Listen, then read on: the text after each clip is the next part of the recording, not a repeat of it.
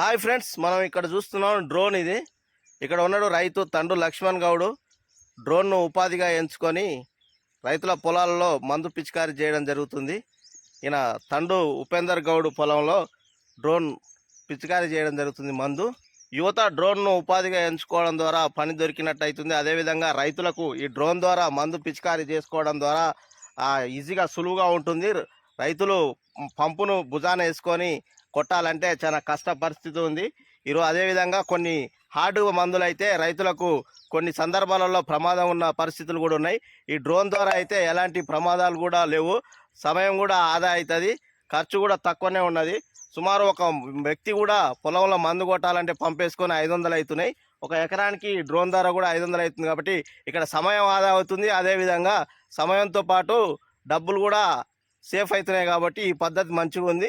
అదేవిధంగా యువతకు ఉపాధి కూడా ఉంది. కాబట్టి చూద్దాం మనం ఈ డ్రోన్ ఏ విధంగా పిచికారి చేస్తారో ఇది చూద్దాం. ప్రస్తుతం మనం నల్గొండ జిల్లా కేతపల్లి మండలం కొత్తపేటలో ఉన్నాం.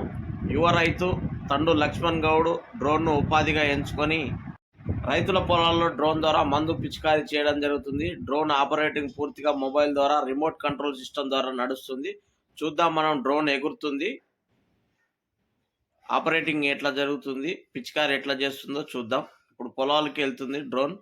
ఈ విధానం రైతులకు ఉపయోగపడుతుంది అనేవారు. అదేవిధంగా ఈ ఇన్ఫర్మేషన్ మీకు నచ్చినట్లయితే మా ఛానల్ను లైక్ చేయండి, షేర్ చేయండి, సబ్స్క్రైబ్